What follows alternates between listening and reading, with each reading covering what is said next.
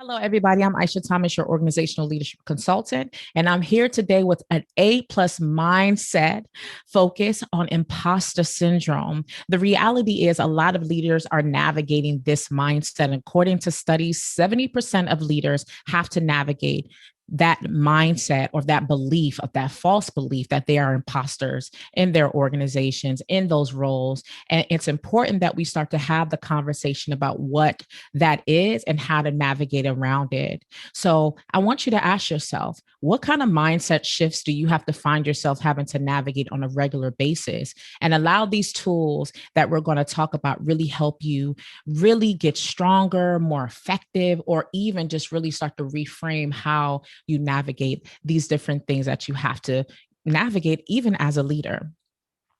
So let's talk about that. How do we overcome this thing called imposter syndrome? So it's going to first start with defining what that is, because a lot of people, this is a new term. No, it's actually not a new term. It's actually a term that people have been talking about it for some time, but a lot of people are being able to put a name to it now. And I think it's important to put a name or just identify what that thing is that we're navigating. And what it is an internal experience of believing that you are not as competent as others perceive you to be. Again, it's an internal experience of believing that you are not as competent as others perceive you to be. And that experience of feeling phony, a fraud, like someone's going to find you out and you don't belong in that location or belong in that role. And a lot of people struggle with this mindset, even leaders, even when you navigate. And this happens a lot of times when leaders move from one tier to another tier. So maybe you were a first tier leader and now you're going to the mid tier. Maybe you're an executive and now you're about to go into that C-suite, that CEO space. And you're really starting to have those doubts and those fears that maybe I'm not as competent as they think I am, even though you got the position, even though you got the role, or maybe you want to apply for the position. And now you're like, you know what? I don't know if I can do it. But you have all the experience, the knowledge to put that application in, to say, you know what? I do have the tools to be effective. I have been at this company. I've done this. I've done that. I check all the boxes. Or even though I might not check all the boxes, I know that I'm willing and capable of learning that skill and really improving in that specific area that's going to allow me to be really effective in that role. So these are things that a lot of people have to navigate, this idea that they're not competent as others perceive them to be, or they don't think that, they think that they're phony or a fraud. So that's what imposter syndrome is. And it's really, really something that, again, a lot of people have to navigate. So let's talk about the specifics of imposter syndrome and really get into the mindset of what happens, because I think that the more we understand what's happening in the mind and within the brain, the more that we recognize that neuroplasticity is a reality. It's neuroplasticity allows us to realize or brings to us that awareness that we can truly reframe how we think and how we navigate these different barriers or boundaries or these ideas that we have of ourselves. So what we need to realize is that experiences are made up of situations and activities.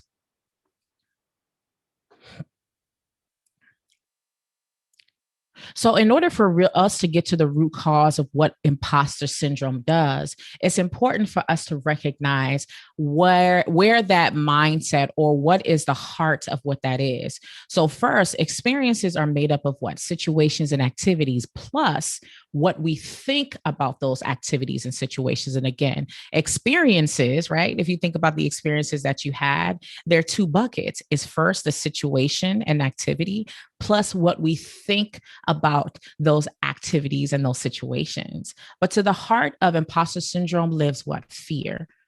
That's the heart of it.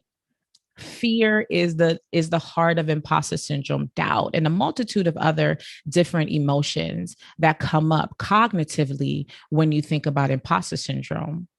And of course, our bodies are wired with an internal defense mechanism, an internal alarm system. I have an ADT system at my home, and I know that I can turn it on, turn it off. I know that if I come in the door and forget to turn it off, it's going to signal and something's going to happen that triggers an alarm, triggers the ADT center to say, hey, we need to see what's going on here, triggers a phone call. If no one answers that phone, then it triggers the police being dispatched to your household. So there are layers of what happens. So the amygdala functions the same way.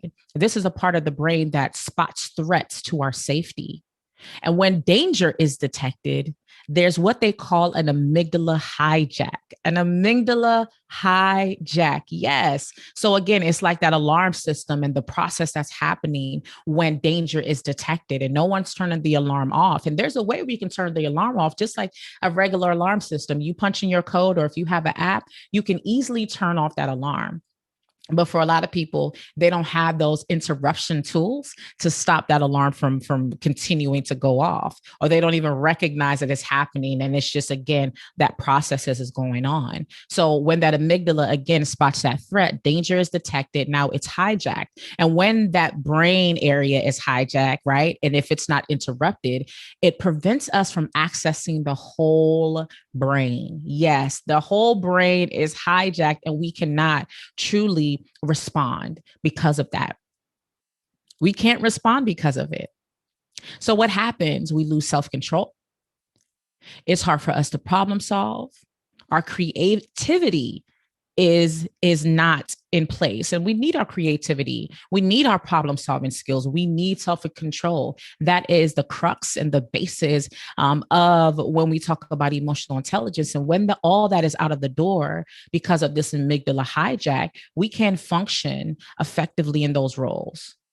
So say it is time for you to do that interview and you shut down, or because this hijack happens, now you decide that I'm not going to apply, but it's, again, stopping you from moving forward, and it's keeping you stuck or moving backwards. And if you really want to put a term to it, or frame it in a specific way, we naturally revert to the habitual behaviors and instincts that we have. We revert to habitual behaviors and instincts when that happens. So what we're used to doing, we just revert back to the old thinking, the old processing. And you're not like, you start to confirm and say, you know what? I can't do that. You know what? I'm not good enough. You know what? I can't do that specific thing. So now you revert back to that behavior, revert back to your instincts, and your instincts, again, it's about a safety thing. You know what? My body, my mind, my brain is processing fear, doubt. You know what? I need to keep myself safe. So I'm not going to do it, or I'm not going to show up effectively in that. And a lot of this could be unconscious. It might not be even be things that you're doing consciously. It could be unconscious.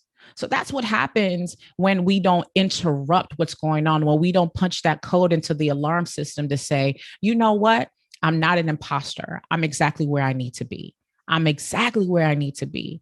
So what I want you to do is start to look at some of the responses that happen when you are dealing with imposter syndrome. So some of these are the behavior responses. So it could result to procrastination, putting things off until the last minute. It can result to perfectionism, over preparing, fussing over little details that don't really matter, right? I'm a perfectionist. I really am. And it's something that I had to navigate and recognize that there's no such thing as perfection. I'm going to put my best foot forward. I'm prepared. I did my checks and balances, and now I need to submit this thing, or I need to proceed with this new project and this new process. So perfectionism can be triggered by imposter syndrome, or that mindset. Escapism, you find ways to distract yourself with other things rather than focusing on the goal, on whatever that thing was that you were trying to achieve, or even press forward in doing. So you find ways to escape that. Catastrophizing, right? That's that circular thinking around imagining the worst thing that can happen. You start to think, oh, this could happen, that could happen. And now your mind, again, your brain is hijacked and you can't think of anything else but the worst that could happen. Oh, if I do this, what if this? If I don't press forward, if I do this, this could mean everything shuts down, or this could mean people start looking at me in a bad way. This could mean whatever that is. But now it's something that you are focused on versus, again, finding a way to interrupt that thinking and press forward. And then lastly, deflection, letting any praise or positive feedback bounce off of you. Someone compliments you, or they say, you know what, I think you will be a great fit for that position.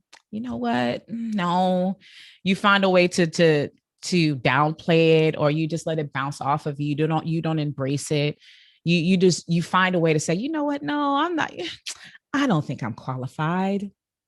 You ignore it, or you don't even take that into account, that other people, and although not everybody's opinion matters, but it's so great to hear positive feedback from other people who are saying that, yeah, you know what, I think you'll be a great fit. You should.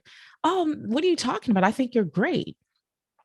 But these are the different behavior responses that can happen, and there's a vast amount of different responses, but this focuses and pivots to that place of a negative thinking, negative emotions start to come about. And now we all know that emotions dictate our behaviors. That is the foundation of our behaviors and our actions.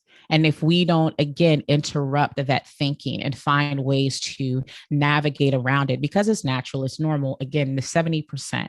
And of course, for that specific study, it was 70% of people. But if you have conversations with a lot of people you're around, they have navigated those times where they don't feel that they're good enough in a role within a space. So, what do you need to do? You need to start working on that. I call it the I belong here mindset. I belong here. I got this position because I'm well equipped. I do belong in this space. I am an asset to this space. So, one of the things you want to do is start questioning your thoughts. Ask yourself 3 whys. Why am I thinking this way? Where did that thinking come from? And even though it's why, but it's the questioning of and getting to the root cause of that. And then you want to ask yourself, I need to question the intended behavior, because now that, okay, I'm questioning my thoughts, but now you don't even realize that you're responding in a way you're in defense mode. Again, your body is in that mode of safety and protection, is there to defend you from these, whatever it thinks. And that's the thing. Your brain isn't wired to determine, okay, what exactly is this thought, and decipher and get to the root cause of all this that's happening. It's just in defense mode. This is a defense system. That's why you have to punch that code in, and it lets them know, okay, this isn't a threat. But to get into the weeds of it, that's our responsibility. But what we don't even realize is that we're functioning in defense mode, and now we need to question the intended behavior. Am I in defense mode? I need to undo this behavior. So not only are you shaking up your thoughts, getting to the root cause, and really asking yourself, why am I thinking this? And now you are questioning the behavior, because you don't even realize that you're about to respond in a way that keeps you from moving forward. And then the next thing is to reframe, choose your thinking. Choose how you're going to think about that situation. I am equipped. You know what? I am going to put my application into this next leadership role either way, because I think it's a great opportunity. Who knows? I might get it. Who knows? Even if I don't get it, I can get some feedback and some information on what I need to do to prepare for myself. Start thinking about that in a totally different way that pivots you more to the positive emotions than the negative emotions, and then act. Now that remember, we're going from that defense mode, and now you're going to move forward based off of this reshaping and this reframing process, where you're going to take a forward response, a forward action versus backward. And when I say backward, again, that's staying stuck or saying, you know what, I won't do that. That's pushing you backwards. I need you to push forward. So that's how you can start to really focus on undoing that mindset. And again, that natural thing that happens where sometimes we doubt ourselves. Question your thoughts, question your intended behavior, reframe, then act. And we have the control to do that. That's why I mentioned neuroplasticity earlier. Neuroplasticity is a term that was coined based off of studies that found that we truly have the power to reshape and reframe how we respond. We have control of all of those things. So remember that you have the power to reframe and reshape how you respond. Remember, it's not what you are that holds you back, it's what you think you are not. Again, it's not what you are that holds you back, it's what you think you are not. You are good enough, you are equipped, you have the tools, you belong there. So remember, leaders, you have the power to reframe your mindset. Really pause and think and get to the root cause and ask yourself the why to why you're responding that way. And the more we do that, the more that we can dictate our actions and behaviors. For many of us, we are allowing our emotions to be in the driver's seat of how we respond, where we need to be in the driver's seat of how we respond. And it's all in the power of reframing. It's all in the power of emotional intelligence, but it first starts with what? Self-leadership, where you become aware of what's preventing you from pressing forward, preventing you from developing and changing. And the more you're aware of that, now you can learn and get the tools to manage it. And now the output, that action and that behavior is more positive, it's more beneficial for your teams, your organization, and it's more positive for yourself. Remember, we're self-leaders first. And in order for us to be self-leaders, we have to take the time to identify what prevents us from showing up effectively. I appreciate you guys tuning in today. Again, I'm Aisha Thomas, your organizational leadership consultant. And please, please make sure you remember that individuals don't typically quit the organization, they typically quit the leader. And that's why you need leadership development. That's why you need to improve your emotional intelligence. And that's why you need to navigate imposter syndrome to get the tools you need so you can show up effectively for your teams and your organization. Thank you.